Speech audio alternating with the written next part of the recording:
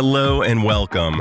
I'm Dr. Adam Dorsey, a psychologist in Silicon Valley, and I am the host of Super Psyched, a podcast dedicated to supercharging your life. Each episode contains fun, high-quality interviews with experts looking at psychology from all angles. Super Psyched is your tool to get more of what you want in your life and less of what you don't. Failure. I think it's safe to say that virtually all of us hate it. And yet, it appears to be the price of admission to doing just about anything great. The road from having an idea all the way to having a fantastic result is rarely a smooth one. Ask any super successful person about their failures and struggles along the way, and if they're forthcoming, I am confident they will have stories for you. The great author who was rejected by dozens of publishers before finding someone to take her on. The singer who's told he has no talent, only to become a music star later in life. I imagine you've heard these stories, but do you let them into your heart to inspire you to tolerate your own frustration and failure? I'm delighted that Dr. Luke Reynolds is joining us for this episode.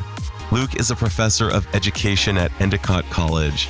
He is also the author of several books, including Fantastic Failures, True Stories of People Who Changed the World Falling Down First.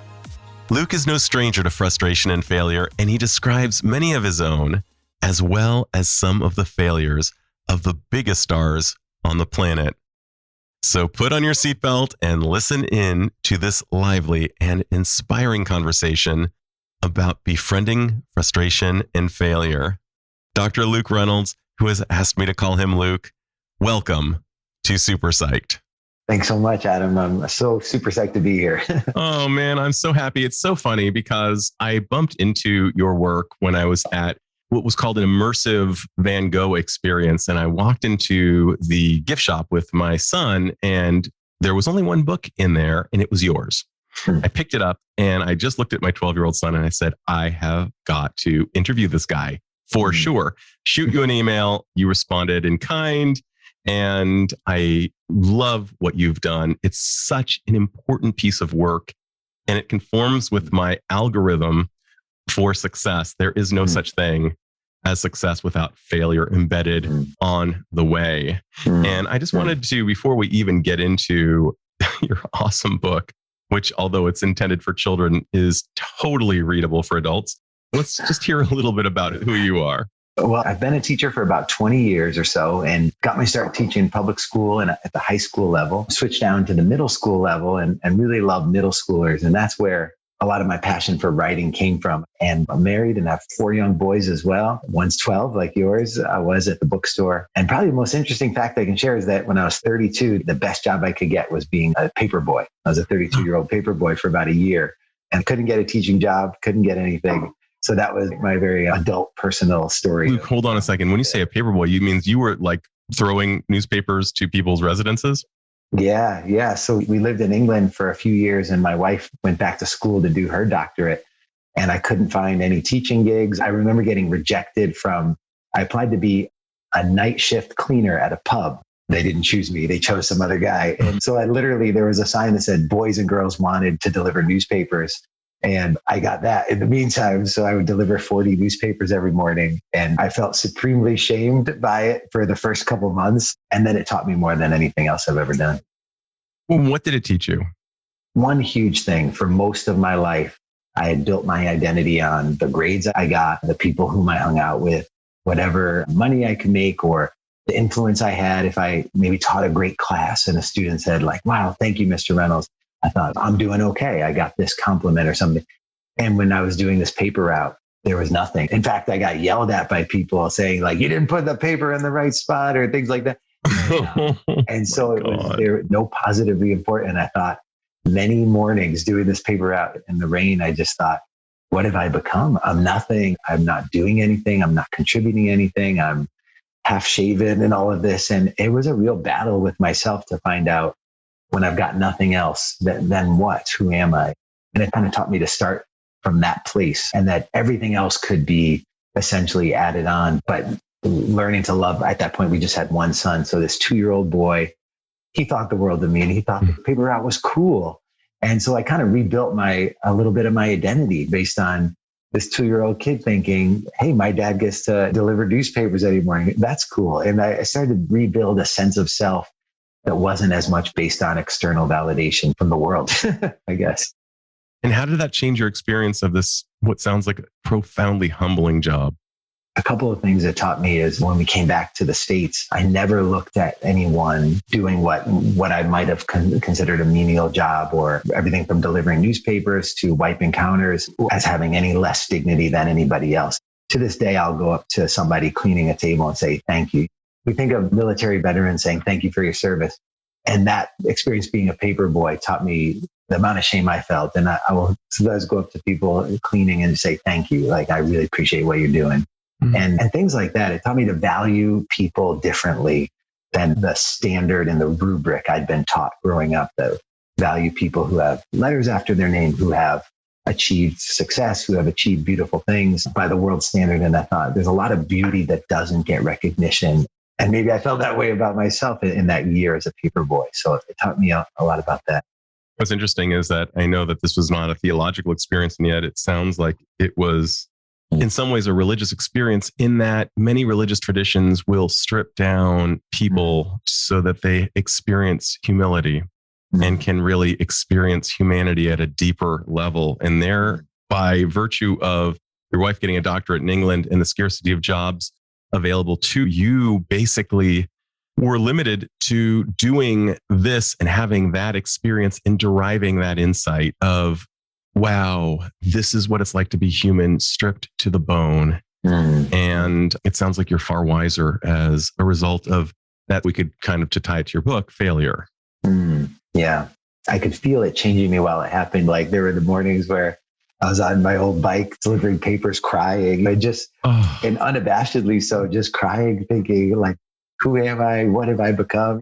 I put so much value in so much of what people thought of me that there was no way I could think anyone would see this. And one quick thing I'll share is that I remember the first day I always try to have a positive attitude. And the first day I went to get my newspaper boy bag, the fluorescent yellow bag. And I remember standing on a corner waiting to cross the street with my bike next to me. And there was a young girl, probably 12, 13 years old, also delivering papers. And we were going to go our separate ways.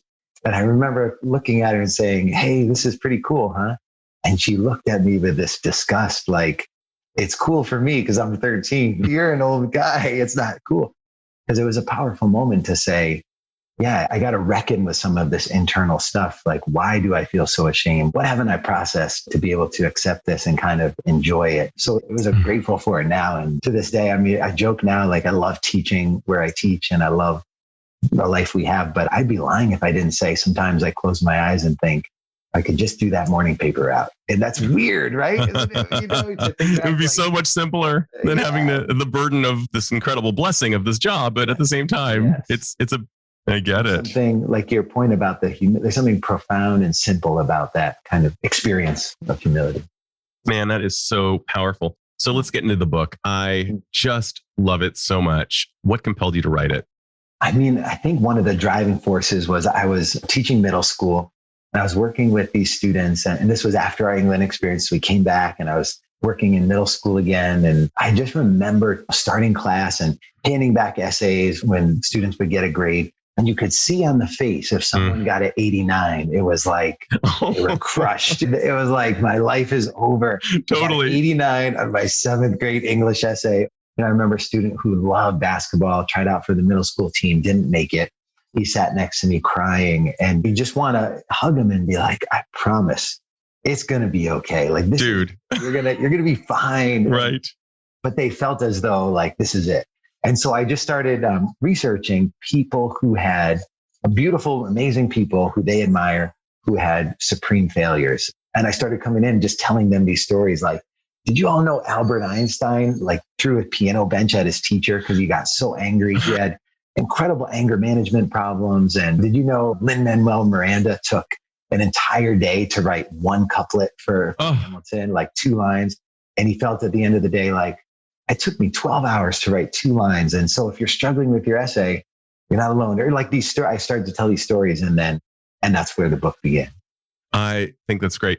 As I mentioned to you earlier, I work with very high functioning, high performing adults in Silicon Valley. So you can imagine that perfectionism runs rampant, both in terms of their own lives and sometimes when they're dealing with their own children. What are your thoughts on perfectionism as a thing?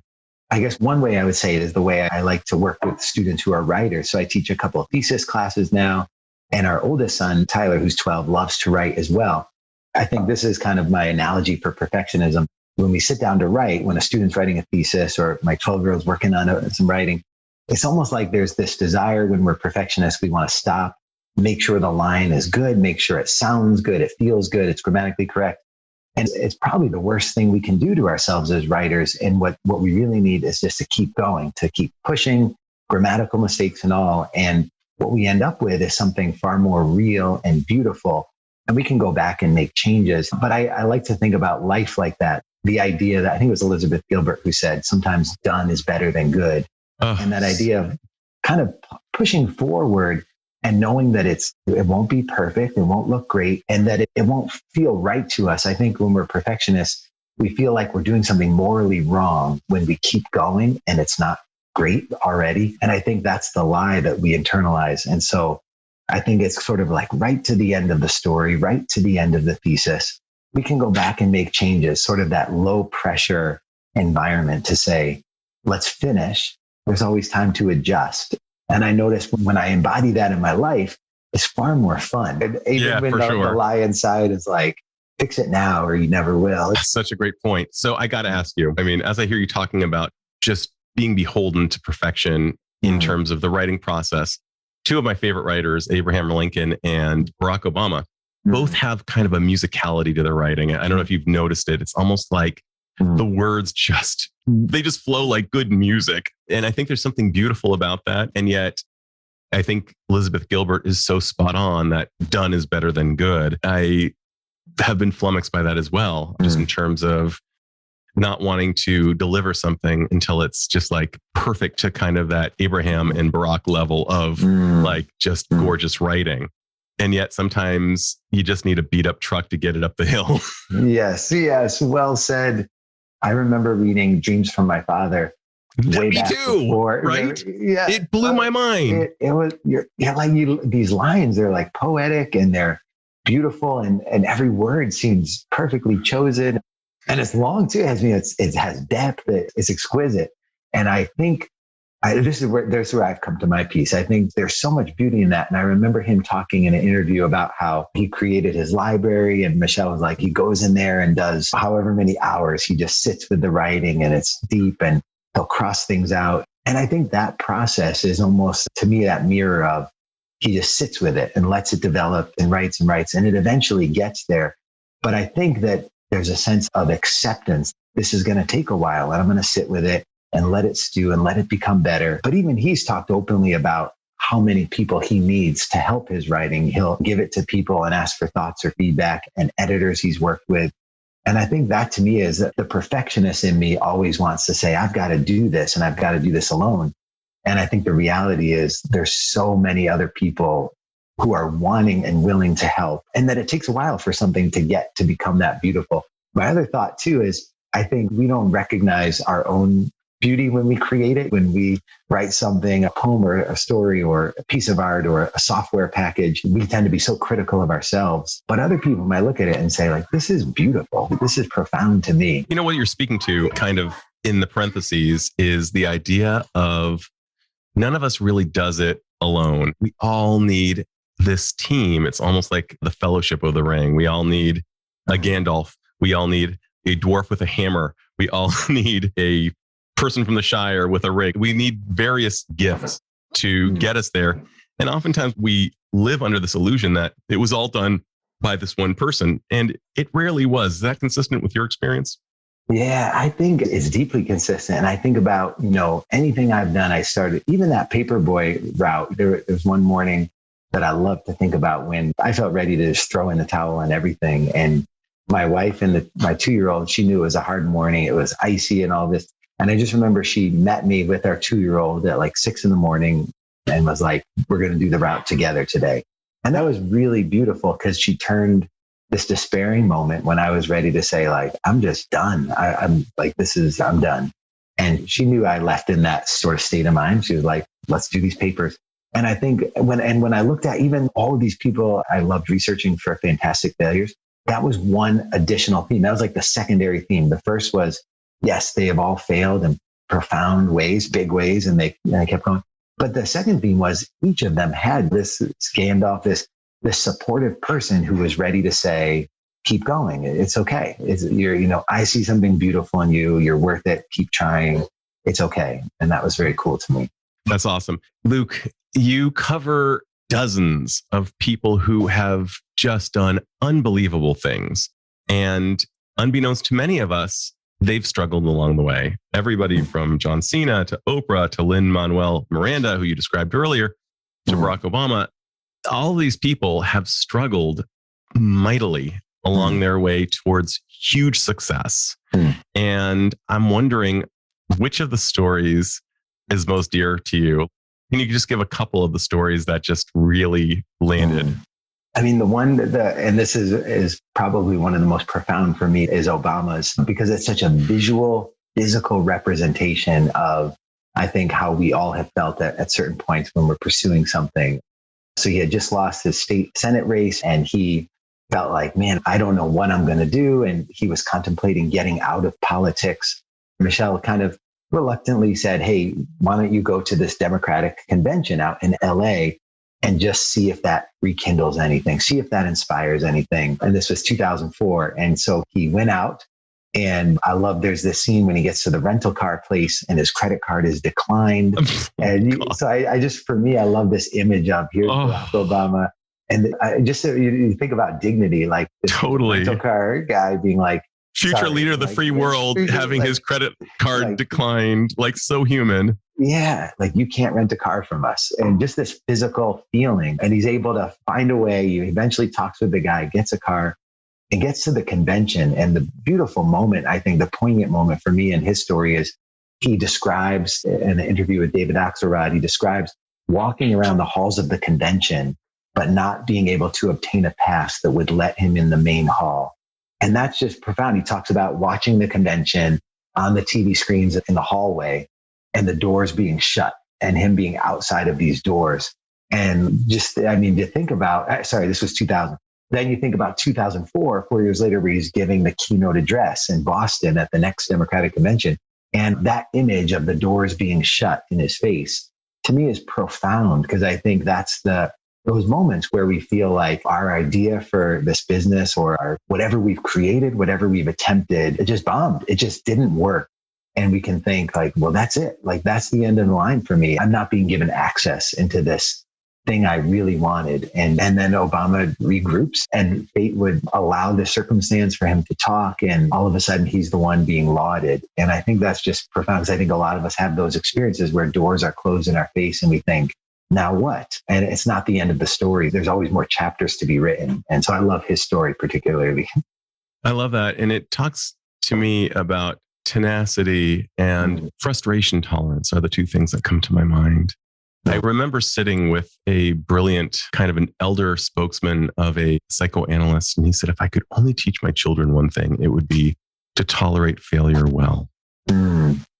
That was what he said. With all of his years of wisdom, that was the one thing that he wishes for children to have.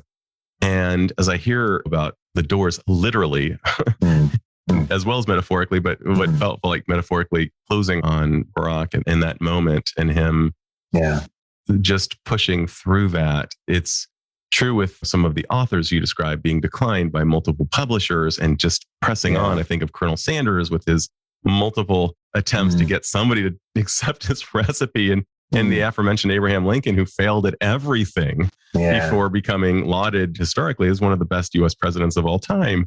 You just think about all of these people who have failed so mightily. And then there are people like you and me. You took forever, as you told me, to finish your doctorate. And in my case, between the beginning and finishing my master's, I think it was 10 years. I finished my doctorate quickly, but it was the master's that for some reason I just wasn't willing to finish, which is atypical.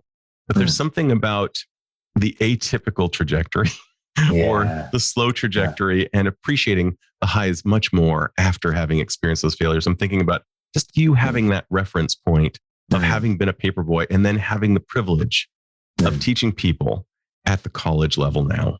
It's got to be different than somebody who went straight through. Yeah, no, and I think you're right. And I think the journey, like you said, the Byzantine journey sometimes is what helps us create a sense of stability, a sense of a willingness. I love that, what you said about the psychotherapist, that the willingness to endure failure and to feel like this is okay, and even to normalize it. I think that's something our kids desperately need, is a sense that, yeah, this is okay. And I think in our culture, the way you've described far more beautifully than me, when men aren't encouraged to be able to cry and to process emotion, to deal with failure and frustration, and to say, yeah, process it, get it out, it's okay. And then we keep walking. It's normal. There's nothing abnormal about this. And I think when, like, the stories here remind me that this is very normal to take a meandering route. And then at the end of the day, I also think far more interesting when you think about like the points A to B with my students. I'll sometimes say, we will put point A and point B on the board. And you'll say, when you become a teacher, as I work with people who are going to be teachers, I'll say, you want your students to get from A to B as quickly and as efficiently as possible. And we'll just draw a straight line. Sure. And then we'll say, that's incredibly boring. What if that were your life? Birth, death, straight line. You know, that's just how boring. And so what we really want in the classroom is loops and swirls and zigs and zags. Like, we want that to look chaotic, because that's beauty, that's music, that's a heart rate, that's everything that's naturally talked about, like the natural rhythm of Obama's books. And that's natural to who we are, is to have those highs and lows and twists and turns. And I think it makes it a more beautiful story. Yeah, we have to have a basis for comparison. We have to have reference points. And I think about an old joke where the husband asks the wife, do you love me? And the wife says, compared to what? And you just have to have a basis for comparison. The straight line would be a profoundly boring story. We do need the highs and the lows. We do need to have colors along the way. And I think that whenever we have a massive faceplant, if we can hold it in our mind in that moment, someday this will be a great story. Someday this will become a great story. I'm a paperboy right now. Yeah. And that sucks. And a 12-year-old just gave me stink eye. But someday this is going to be a great story. And I learned this actually from an author who wrote a book on storytelling, just the concept of someday this will be a great story. And so I find myself hearing that in what you're saying. What do you wish people, if you could just mainline an idea into the general population, what do you wish people understood about failure? You know, I think if I could sort of implant in all of our brains, myself included too, because I need reminders, I think it would be the sense that failing allows us to become free. Failing allows us to become free.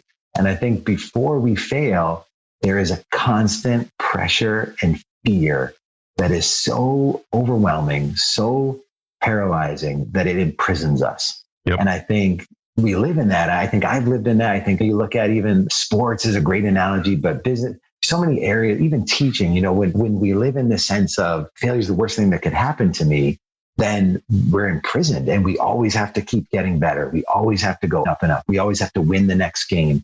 And you see it in teams where the perfect record, the best thing they could do before the NCAA playoffs is to lose a game. Like lose a game, like look at Gonzaga, which just have to lose a game, and then you probably do a lot better. But I think the lack of failure is a prison. So I think I would put into all of our brains that failing is a path to freedom.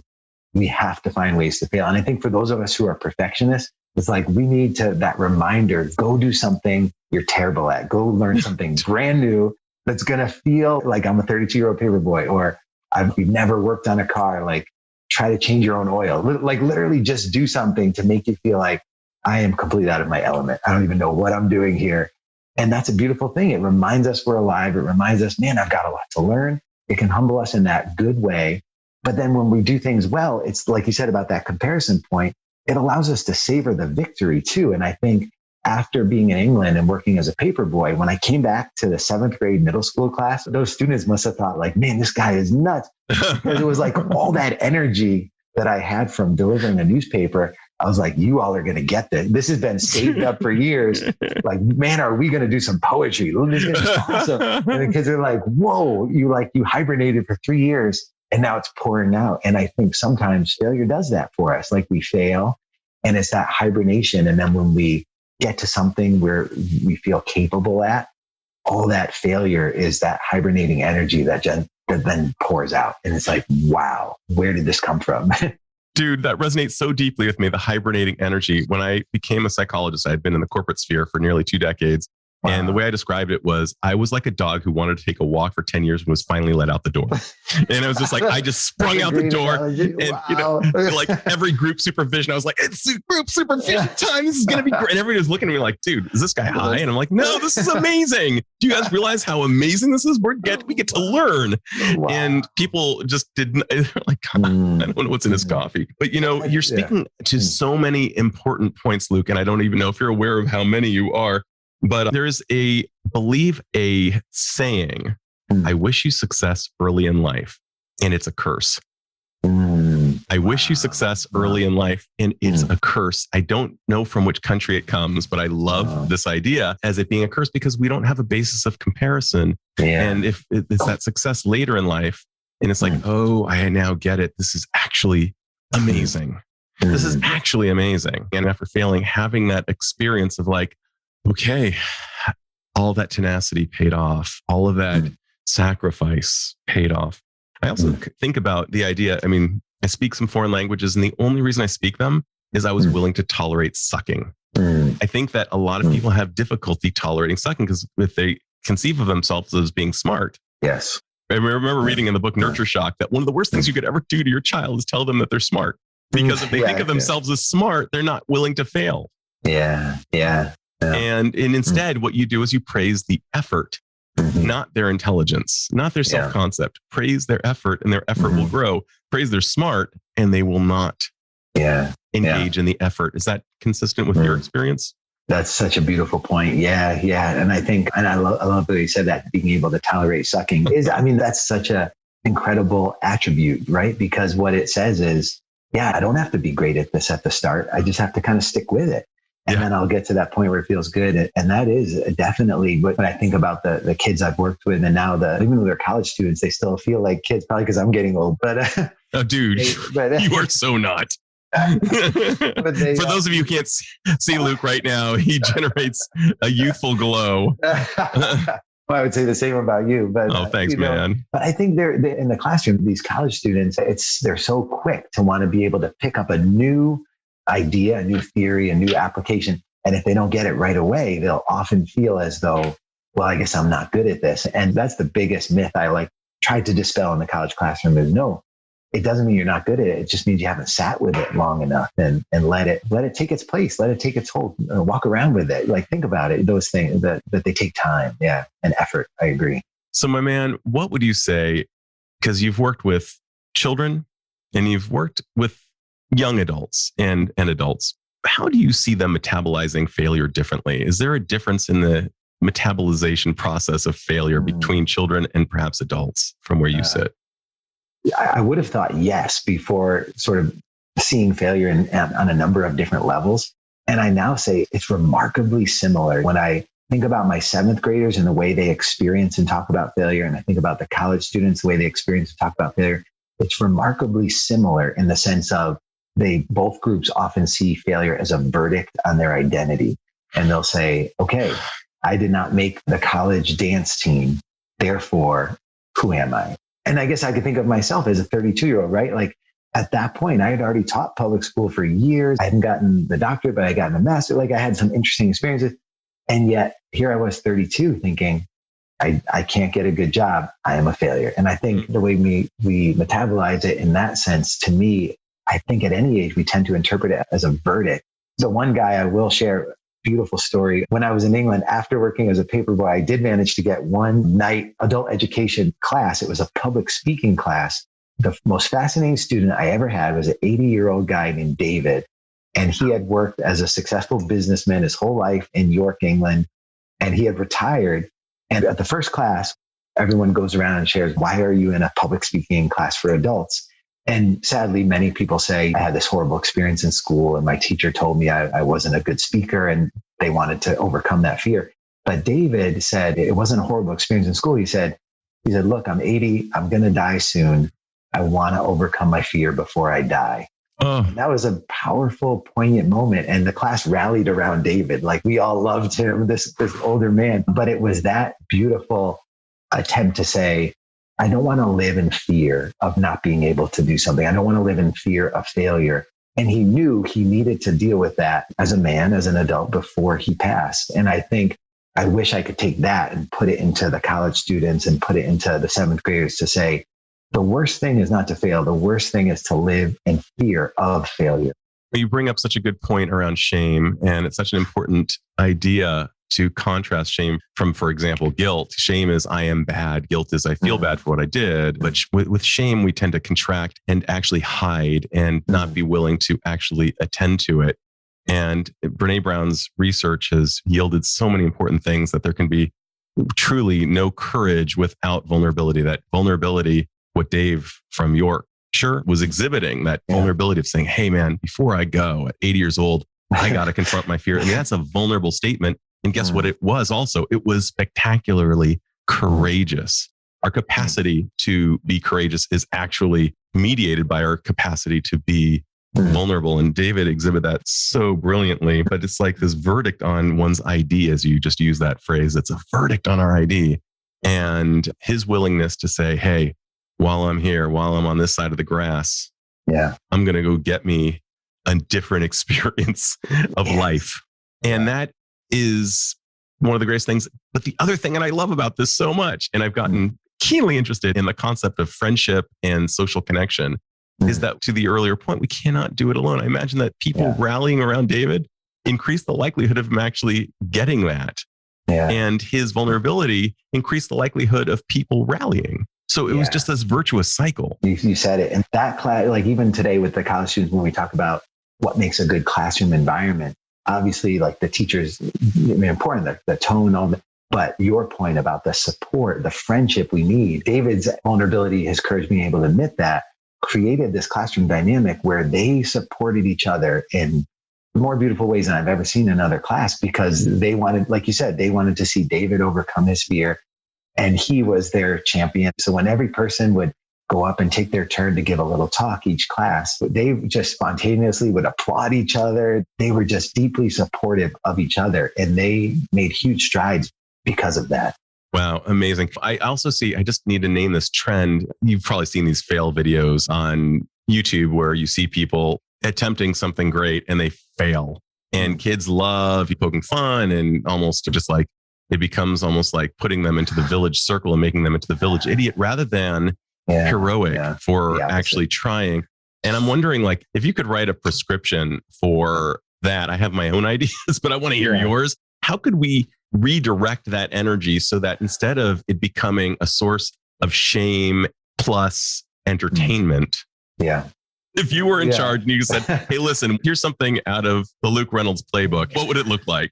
That's honestly a battle I feel like I took personally into heart every day as a middle school teacher, because there is that shame creates an amazing audience. Somebody experiencing shame, there's a tendency among adolescents and adults, I think, to gather around and say, hey, look at this. Let's watch this shame in action. This is awesome. And to celebrate that in a horrific, degrading way. Totally dehumanizing. Just destructive, all of that. And I think, like you said, the opposite, if we could touch into that sense of this isn't shame, this is courage. And we look at someone, and I think, I'm going to forget the name of the film, is that beautiful film, Cool Hand Luke.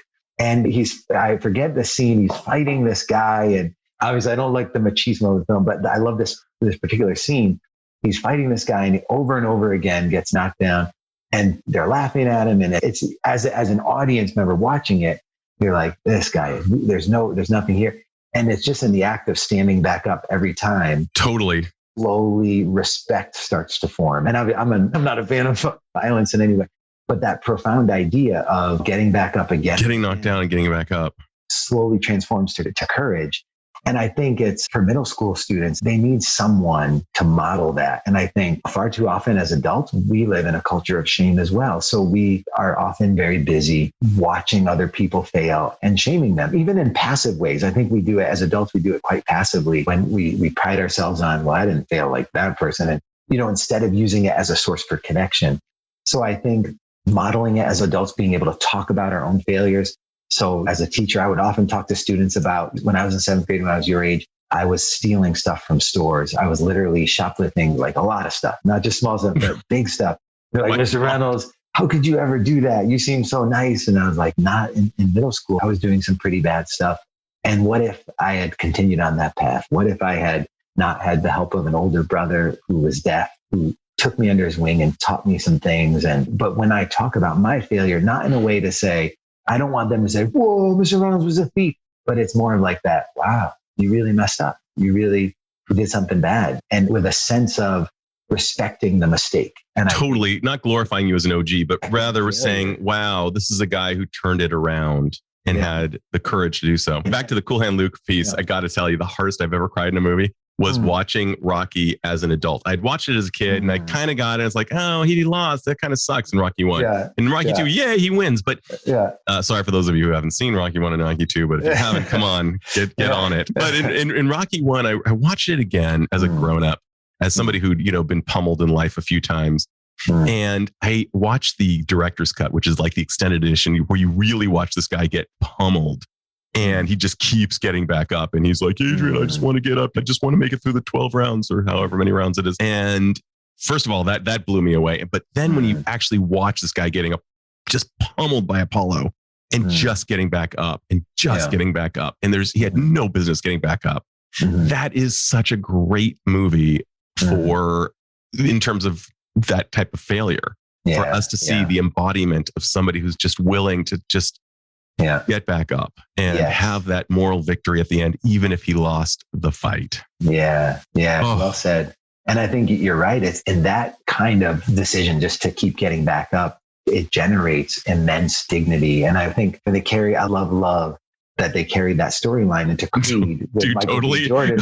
And then it becomes, like you said, the getting back up, that physical manifestation, but then also that internal, like, here's this kid who's had family trauma and he's lived in jail in the orphan system and he is getting back up. And it's like that passing on this torch. And it's beautiful to see that attribute, that get back up no matter what. And it doesn't matter. It sounds trite, but that true, you earn dignity and respect and a sense of identity, not by winning, but by getting back up. Then that's it. The match is over. You've won as soon as you got back up. Totally. And the great Ryan Coogler, the director of Creed, is actually mentioned in your book as one of the case studies, if I'm not mistaken. So, dude, I mean, just congratulations to you on this book. I think that even though it's ostensibly written for children, I think adults can glean so much from reading it on their own and could read it to their children, just like a chapter a night to be shared. I think that it would be a great way to cultivate family values and around recognizing failure as it's just the fee to get to where you want to get.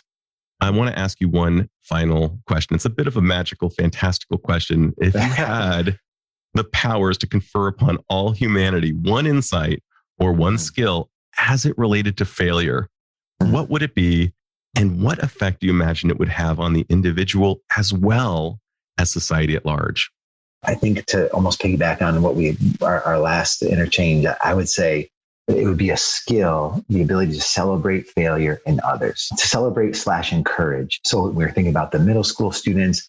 Someone fails, they go up for a dunk and they get, rejected and they fall flat on their face instead of a crowd saying, oh, it would be the crowd, the response and the encouragement, like, nice try, way to go, man. You got this next time. Oh my God, like what a great idea. That we would just be conditioned to, you see failure and the immediate response is like, you got it next time. Like you got this.